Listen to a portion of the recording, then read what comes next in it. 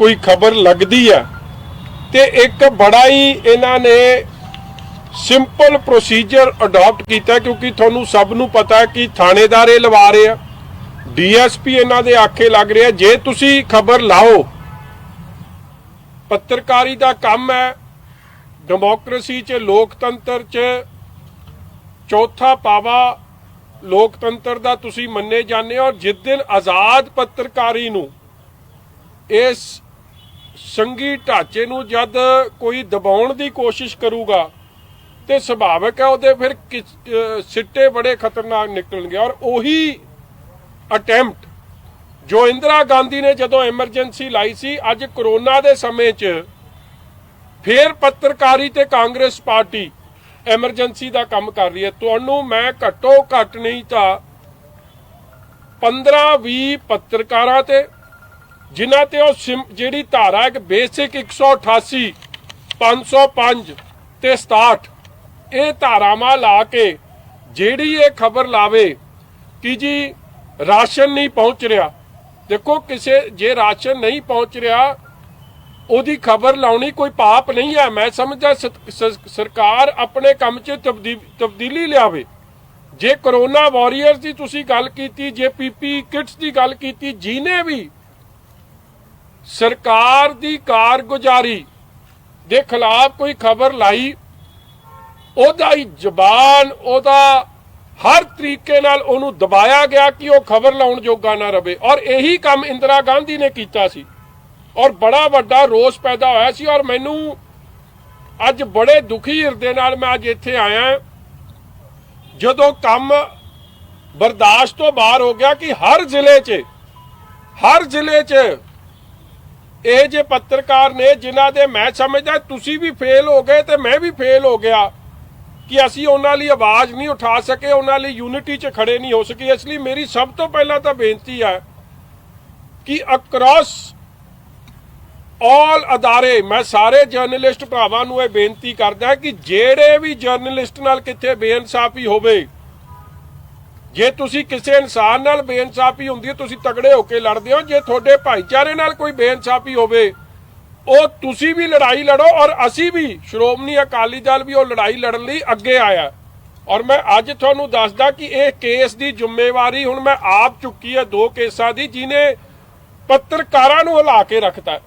वेखो कल एक मर्डर का केस सामने आया सनप्रीत मांगट का। उस बंदे की गलती की है कि उन्हें जिहड़ा माइनिंग माफिया है जो कांग्रेस की शह ते चल रहा, जिहदे नाल हज़ारां करोड़ रुपए का नुकसान पंजाब के खजाने नूं हो रहा, पंजाब के खजाने नूं चूना लाया जा रहा है। जे उन्हें उहदियां खबरां लाइयां अज उहदे ते जानलेवा हमला धमकियां पहला कई मिलियां, मगर कल उन्होंने पर 2 दिन पहला उन्होंने मार के उहदा कतल करता गया। और पहला यह शो किया गया कि दिस इज एक्सीडेंट। मैं धन्नवादी हाँ उन्होंने डॉक्टर साहिबाना ने जिन्हों ने आ सच्चाई नूं सामने रखिया।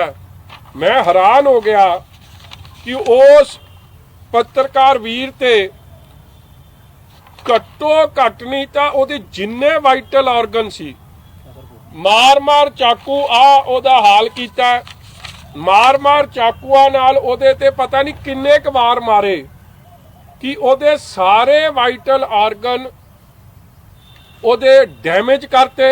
कोई कह रहा 14 वारी चाकू मारे, कोई कह रहा शायद 30 वारी चाकू मारे। किरपाना नाल अखीर च ओनू उत्थे मारता। और पुलिस केड़ी जिहड़ी पुलिस इस कांग्रेस की सरकार थले उस पुलिस ने इनू एक्सीडेंट का रूप देने की कोशिश की। देखो जब ये और वो एक याद करो यंग पत्रकार है, दिस एक यंग पत्रकार है। और इस मांगट साहब का पत्रकार नवांशहर जिले नाल संबंधित है। जिस नवांशहर जिले की खबर इन्नी उजागर हुई सी सारी अखबारां च कि मुख्यमंत्री was forced to do aerial survey illegal mining का। और बाद आके उन्होंने विधान सभा च भी और प्रेस कॉन्फ्रेंस राही भी कहा कि हाँ मननी पई गल कि इलीगल माइनिंग हो रही सी ते उहदे च कार्रवाई ऐलानी पई। ये हालात सी। मगर अज वो पत्रकार जिहदी लड़ाई किसी नाल पर्सनल नहीं सी पंजाब के खजाने की लुट जिहड़ी कांग्रेस पार्टी नाल हो रही सी वो उजागर करदा होया अज अपनी माँ का पुत्र अज सारे परिवार नूं विछोड़ा दे के चले गया। उस परिवार नूं अज इंसाफ दिवाउण लई मैं समझदा थोड़ी साडी सब दी जिथे जिम्मेवारी बनती है उत्थे सरकार की जवाबदेही बनती है और उत्थे हत्थ कांग्रेस दे MLA तो लैके सीनियर लीडरां दा ਉਹਦੇ 'ਚ आ रहा। बड़ी छेती ਉਹਦੇ भी असीं खुलासे करांगे। दूजी गल अज बड़ा अफसोस होया एक खबर बड़े दिन की सोशल मीडिया 'ਚ चल रही सी कि एक पत्रकार ने एक खबर लाई जेड़ा बहुचर्चित सी काला बकरा करके खबर थी कि नंगे पैर चलने के बाद बकरे दान करेंगे। हाथी की सवारी करने वाले मंत्री घर से निकलने के बाद गाड़ी तक चलते हैं नंगे पैर। प्रशासन की अनुमति के बिना पार्क में रास्ता बनाने पर गिरे थे विवादों में। राजनीतिक कद बनाए रखने के लिए जोशी की शरण में मंत्री जी। देखो पत्रकार ने एक बड़ी सिंपल खबर लाई जो ਉਹਦੇ ध्यान 'ਚ आया जो ने वेख्या और मैं हैरान हो गया कि आ जेड़े मंत्री साहब ने चरणजीत चन्नी जी अज उस पत्रकार ते परचा हो गया है। हुण इस खबर 'ਚ ना तो मंत्री का नाम लिखिया किथे जी, जद मंत्री नूं केड़ा पाड़ा सुझ गया तेरा तो नाम नहीं लिखिया कुछ नहीं कीता। अज ਉਹਦੇ ते 188 IPC ਜਿਹੜੇ हर पत्रकारां ते लग गई है। ਜਿਹੜਾ कोई सच की गल करदा इलीगल माइनिंग की गल करो, इलीगल शराब की गल करो, तुसी खजाने की लुट की गल करो, राशन की वंड की गल करो, ਜਿਹੜੇ मजदूर जिन्होंने राशन नहीं मिलिया वो इत्थों छड्ड के चले गए। हर जिले चों लुधियाना, अंमृतसर, पटियाला, बठिंडा, संगरूर, नवां शहर, रोपड़ अज उस पत्रकार मेरे वीर ते जय सिंह होरां ते जय सिंह छिब्बड़ जी ते अज परचा दर्ज करता 188 IPC 505 IPC ते 67 उन्हें है कि 188 disobedience of order of public authority मतलब बेलेबल 1 साल की ओदी सजा है। दूजा 505 है IPC false statement circulated with internet and create enmity and hatred non bailable 3 साल की सजा 3 तो 5 साल की सजा। जे काले बकरे तुसी दान करना ये नाल किहड़ी दुश्मनी पैदा हो रही है। मैं वो तो समझ सकदा कि थोड़ी दुश्मनी चीफ सैकटरी नाल पैदा हुई है, होर किहदे नाल हो जानी। मगर मैं चलो अगली गल ते आवां कि ये जिहड़ा मंत्री साहब है इहदी गल्लां पहलां भी बहुत चर्चे च रही। वो मंत्री है जिस मी टू का आरोप लग गया सी और उदों भी एक कांग्रेस पार्टी ने जाखड़ ने वो साडी सत्कारयोग भैन नूं पंजाब दी काबल अफसर नूं IAS अफसर नूं इंसाफ नहीं दिवाया बल्कि इस मंत्री नाल खड़ के उत्ते भी दबाव बनाया। अज तक उन्होंने इंसाफ नहीं दवा चले और उदों भी बड़ा रौला पिया। मगर सरकार की ताकत वरत के सोनिया गांधी, राहुल गांधी, जाखड़ साहब कांग्रेस पार्टी अपना धक्का वरत के जबर वरत के वो केस नूं किसी अंजाम तक नहीं पहुंचने दिता। और उहदा क्या की गया कि मैं तो जी मैसेज किसी दोस्त नूं भेज रहा सी, चला उन्होंने कहा तू ये जा माड़ा लिखिया की सी फिर उहदे च, और इनक्वायरी क्यों नहीं हुई अज तक as we sit right now. ये मंत्री एक हैबिचुअल ऑफेंडर है, बार बार आपकी ताकत की दुरवरतों करता है, फ्रीडम ऑफ प्रेस नूं कतल करने की कोशिश करते हैं। और दुख की गल है कि इस मंत्री साहब ने कल्ले ने रोपड़ चमकौर साहब च 4-5 पत्रकारां ते परचे कराते इन्होंने, वो भी मैं लिस्ट तुहानूं दे दूंगा। फिर इन्होंने आ जिहड़े पत्रकारां ते इन्होंने परचे कराए आ, सज्जन सिंह सैनी साहब ते कराया, इकबाल सिंह ते कराया, मनजीत सिंह सैनी ते कराया ते हुण आ जय सिंह छिब्बड़ साहब ते कराता।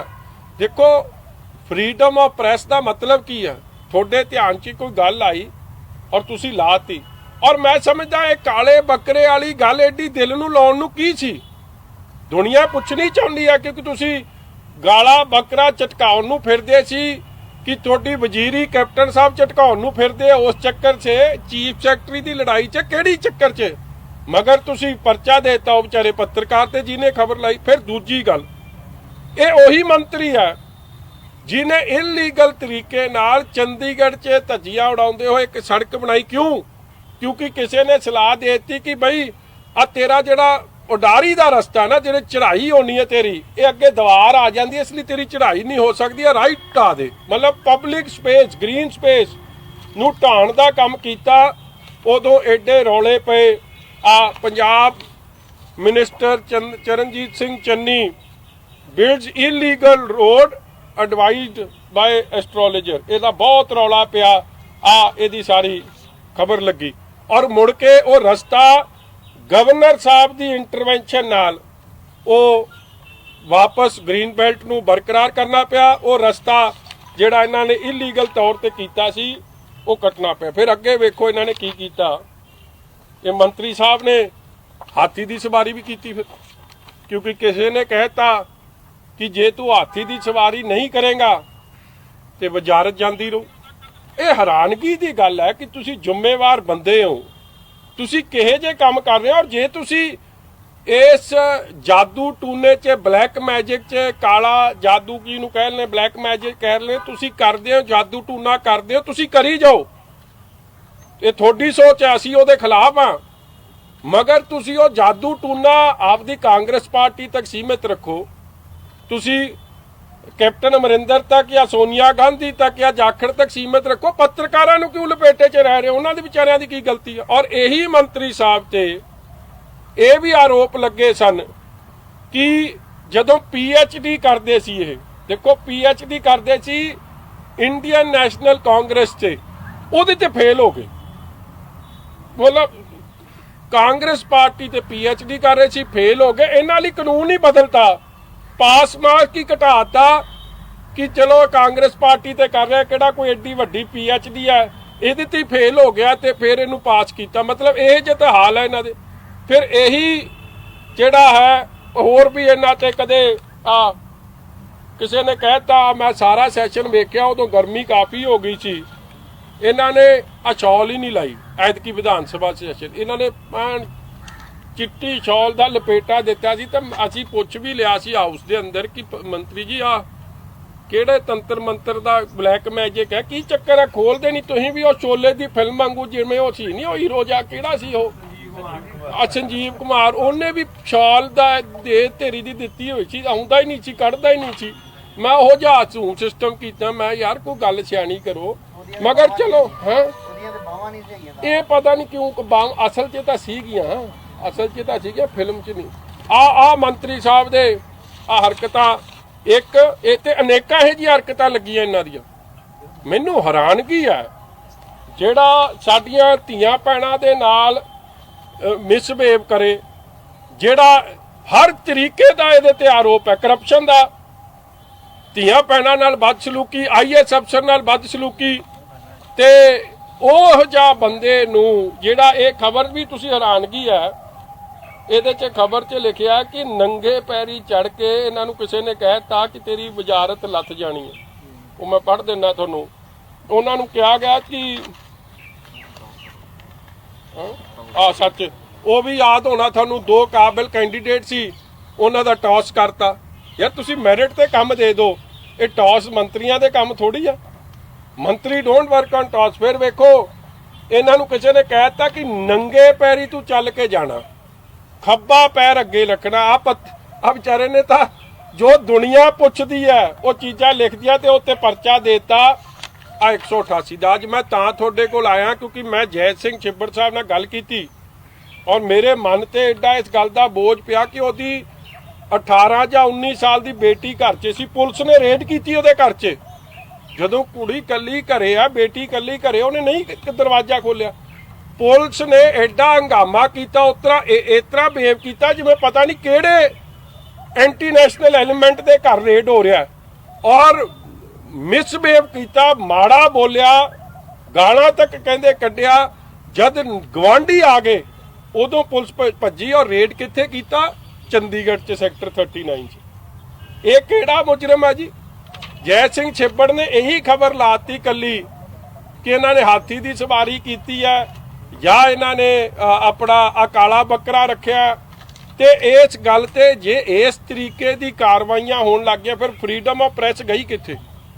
मतलब कि प्रेस वाले सरकार के खिलाफ या सरकार के कुछ मंत्रियों के खिलाफ कुछ बोल नहीं सकणगे, कर नहीं सकणगे। इसलिए मैं डिसाइड किया कि जैर सिंह छिब्बड़ साहब नूं ते होर जिहड़े ये जे पत्रकार साहिबान ने और मांगड़ साहब का केस श्रोमणी अकाली दल लड़ूगा और उन्हां नूं इंसाफ दिवाउण वास्ते सानूं सुप्रीम कोर्ट तक जाना होवे, असीं सुप्रीम कोर्ट तक ये लड़ाई लैके जावांगे।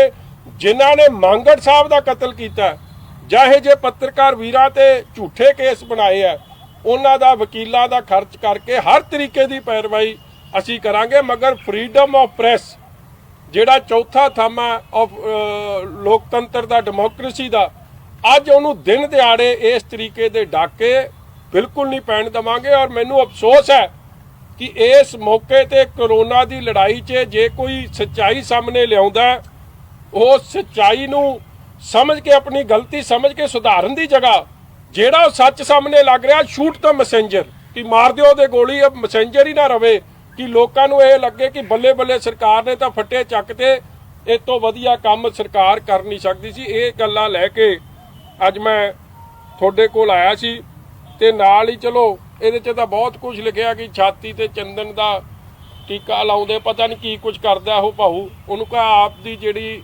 इलीगल एक पुठे सीधे काम करते ना, चीफ सैकटरी नाल पंगा पिया।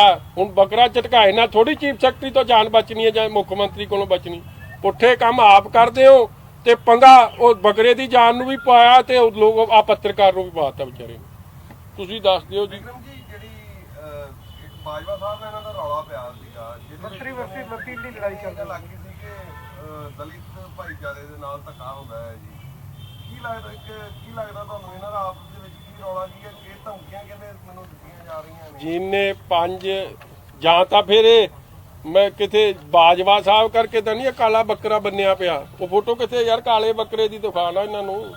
ਉਹ ਕਾਲਾ ਬੱਕਰਾ ਕਿੱਥੇ? ਪਤਾ ਨਹੀਂ ਕਿਹਦੇ ਨਾਂ ਲਿਖ ਕੇ ਉਹਨੂੰ ਚਟਕਾਉਣਾ ਇਹਨਾਂ ਨੇ। ਦੇਖੋ ਮੈਂ ਇੱਕ ਗੱਲ ਦੱਸਾਂ ਜੀ, ਪਹਿਲੀ ਗੱਲ ਤਾਂ ਬੜੀ ਅਫਸੋਸ ਦੀ ਗੱਲ ਹੈ ਕਿ कोरोना के समय च जदों गरीब नूं रोटी नहीं मिल रही, इंडस्ट्री थोड़ी बंद है, किसान थोड़ा ओदियां बेचारे दी चीकां निकल चलियां ने, सारा मजदूर जिन्हें पंजाब दी इकोनॉमी नूं सस्टेन करना है, जिन्हें झोने दी फसल जद लगनी सी एग्रीकल्चर इकोनॉमी दा बैकबोन है, उन्हां नूं इह सांभ नहीं सके। मजदूरां दे इह 6000 रुपया उन्हां दे अकाउंट 'ਚ पा नहीं सके, दिहाड़ी उन्होंने दे नहीं सके, बिजली के बिल अद्धे कर नहीं सके। उस महामारी के समय 'ਚ संकट के मौके 'ਚ जदों साडे कोरोना वॉरियर्स नूं nor basic facilities PPE kit दियां नहीं पहुँच सकियां, उस समय 'ਚ आपदे काम 'ਚ ध्यान देने की जगह इन्हां ने इलीगल माइनिंग, इलीगल शराब की विक्री, हज़ारां करोड़ का 5600 करोड़ का शराब 'ਚ चूना और कोई 2-2.5 हज़ार करोड़ का इलीगल माइनिंग चूना लाउण दी बाद ये फिर लड़े आ। देखो लड़ाई काहदी है उत्थे इन द कैबिनेट मीटिंग, लड़ाई इस गल दी होई कि रेवन्यू लॉस एक्साइज च क्यों हो रहा है। चीफ सैकटरी ने एक गल कही, एक सवाल तुसी अपने आप नूं पुछो कि जिहड़ी पॉलिसी लागू हुंदी है, जे पॉलिसी चंडीगढ़ 'ਚ ਬਣਦੀ ਆ ਉਹ ਲਾਗੂ ਥੱਲੇ ਤਦ ਹੀ ਹੋ ਸਕਦੀ ਹੈ ਜੇ ਤੁਹਾਡੇ ਮੰਤਰੀਆਂ ਦਾ, ਤੁਹਾਡੀ ਪਾਰਟੀ ਦਾ ਸਹਿਯੋਗ ਮਿਲੇ। ਜੇ ਥੱਲੇ ਐਕਸਾਈਜ਼ ਇੰਸਪੈਕਟਰ ਤੋਂ ਥਾਣੇਦਾਰ ਸਾਰੇ MLA ਵਜ਼ੀਰ ਲਵਾ ਰਹੇ ਆ, ਉਹ ਲੋਕ ਇਲੀਗਲ ਸ਼ਰਾਬ ਦੀ ਸੇਲ, 2 ਨੰਬਰ ਸ਼ਰਾਬ ਦੀ ਸੇਲ ਨੂੰ ਨਹੀਂ ਰੋਕਣਗੇ ਤਾਂ ਚੰਡੀਗੜ੍ਹ 'ਚ ਬੈਠੇ ਕਿਸੇ ਪॉलिसी ਦਾ ਕੋਈ ਫਾਇਦਾ ਨਹੀਂ। ਇੱਥੋਂ ਰੌਲਾ ਪਿਆ ਔਰ ਗੱਲ ਬਠਿੰਡੇ ਦੀ ਚੱਲੀ, ਬਠਿੰਡੇ ਤੋਂ ਰੌਲਾ ਵੱਧਦਾ ਇਹ ਦੋਵੇਂ ਵਜ਼ੀਰ ਆਪਸ 'ਚ ਲੜ ਪਏ। ਹੁਣ ਲੜਾਈ ਕਾਹਦੀ ਆ? ਇਹ ਨਹੀਂ ਕਿ ਫਲਾਣੇ ਗਰੀਬ ਨੂੰ ਰੋਟੀ ਨਹੀਂ ਮਿਲੀ ਜਾਂ ਉਹਦੇ ਅਕਾਊਂਟ 'ਚ 6000 ਰੁਪਈਆ ਨਹੀਂ ਪਹੁੰਚਿਆ। ਲੜਾਈ ਇਸ ਗੱਲ ਦੀ ਹੋਈ ਕਿ ਕਿਹਨੇ ਸ਼ਰਾਬ ਵੱਧ ਬਕਾਈ ਆ, ਤੂੰ ਵੱਧ ਬਕਾਈ, ਫਲਾਣੇ ਨੇ ਵੱਧ ਬਕਾਈ, ਢਿੰਗੜੇ ਨੇ ਵੱਧ ਬਕਾਈ। ਰੌਲਾ ਤਾਂ ਪੈ ਗਿਆ 2000 ਕਰੋੜ ਦਾ। ਔਰ ਦੁੱਖ ਦੀ ਗੱਲ ਇਹ ਹੈ ਕਿ 2 ਮੰਤਰੀ ਵੇਖੋ ਮੈਂ ਪਿੰਡਾਂ 'ਚ ਤਾਂ ਇਹ ਗੱਲ ਸੁਣਦਾ, ਉਹ ਮੰਤਰੀ ਕੀ ਕਹਿ ਰਿਹਾ ਜੀ, ਮੇਰੀ ਜਾਤੀ ਸੂਚਕ ਲਫ਼ਜ਼ ਕਹੇ। ਯਾਰ ਜੇ ਤੇਰੇ 'ਚ ਫਿਰ ਜੇ ਕਹੇ ਆ, ਅਸੀਂ ਆਪ ਕਹਿੰਦੇ ਤੂੰ ਦੇ ਪਰਚਾ, ਫਿਰ ਚੱਲ ਪਰਚਾ ਦੇ, ਚੱਲ ਕੇ ਪਰਚਾ ਕਿਉਂ ਨਹੀਂ ਦਿੰਦਾ ਫਿਰ ਬਾਜਵਾ ਸਾਹਿਬ ਦੇ ਖਿਲਾਫ? ਮਤਲਬ ਐਵੇਂ ਲੋਕਾਂ ਨੂੰ ਭੰਬਲ ਪੂਸਾ ਪਾਉਣਾ। ਪਹਿਲੀ ਗੱਲ ਜਾਤ ਪਾਤ ਦੀ ਗੱਲ ਦੋ ਵਜ਼ੀਰ ਕਰਨ, ਇਹ ਵੈਸੀ ਨਹੀਂ ਚੰਗੀ।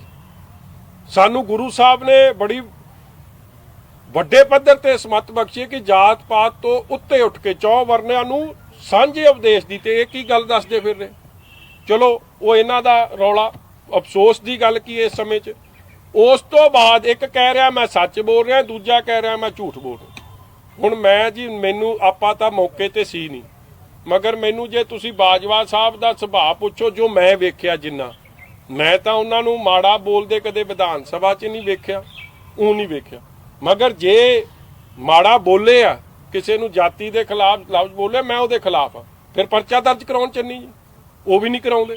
ਤੇ ਅਗਲੀ ਗੱਲ ਮੈਂ ਕਰਦਿਆਂ, ਮਗਰ ਚੰਨੀ ਸਾਹਿਬ ਦਾ ਵੀ ਜੇ ਮੈਂ ਪਿਛੋਕੜ ਵੇਖਾਂ, ਮੀਟੂ ਤੋਂ ਲੈ ਕੇ ਕੀ ਕੁਝ ਕੰਮ, ਇਹਨਾਂ ਦੇ ਵੀ ਕੋਈ ਆਦਤਾਂ ਇਹਨਾਂ ਦੀ ਵੀ ਕੋਈ ਚੰਗੀਆਂ ਨਹੀਂ। ਆ ਵਿਚਾਰੇ ਪੱਤਰਕਾਰ ਤੇ ਪਰਚਾ ਕਰਤਾ, ਉਹਨੇ ਕੀ ਗਲਤੀ ਕੀਤੀ? ਉਹਨੇ ਨਾਂ ਤੱਕ ਨਹੀਂ ਲਿਖਿਆ, ਮਗਰ ਉੱਤੇ ਚਮਕੌਰ ਸਾਹਿਬ ਦੀ ਪਵਿੱਤਰ ਧਰਤੀ ਤੇ ਸੱਚ ਬੋਲਣ ਦੇ ਪਿੱਛੇ ਇਹਨਾਂ ਨੇ ਆਪਦੇ ਤਾਕਤ ਵਰਤ ਕੇ ਐਸਐਚਓ ਤੋਂ ਉੱਥੇ ਥਾਣਾ ਚਮਕੌਰ ਸਾਹਿਬ ਤੇ ਝੂਠਾ ਪਰਚਾ ਕਰਾਤਾ। I am against that.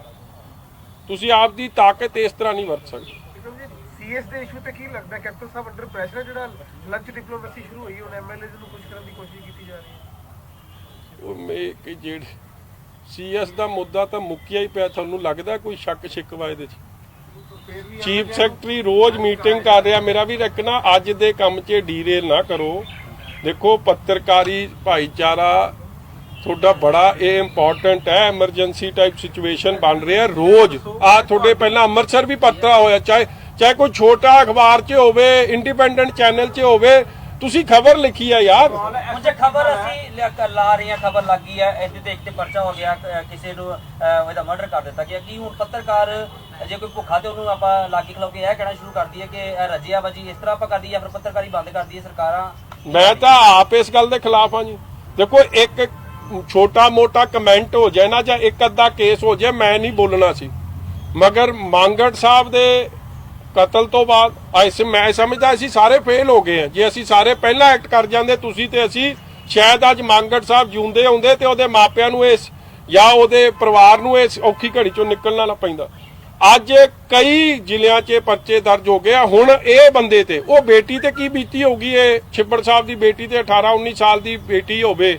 ਮੈਂ ਤਾਂ ਅੱਜ ਬੇਨਤੀ ਕਰਦਾ ਕੈਪਟਨ ਅਮਰਿੰਦਰ ਸਿੰਘ ਨੂੰ, ਇਹ ਪਰਚੇ ਖਾਰਿਜ ਕਰਨ, ਔਰ ਜਿਹੜੇ ਅਫਸਰਾਂ ਨੇ ਜਾ ਕੇ ਉੱਥੇ ਬਦਤਮੀਜ਼ੀ ਕੀਤੀ ਉਹਦੇ ਘਰ 'ਚ ਉਹ ਬੇਟੀ ਨਾਲ, ਉਹਨਾਂ ਤੇ ਪਰਚਾ ਦਰਜ ਹੋਵੇ, ਫੇਰ ਤਾਂ ਮੈਂ ਮੰਨੂਗਾ।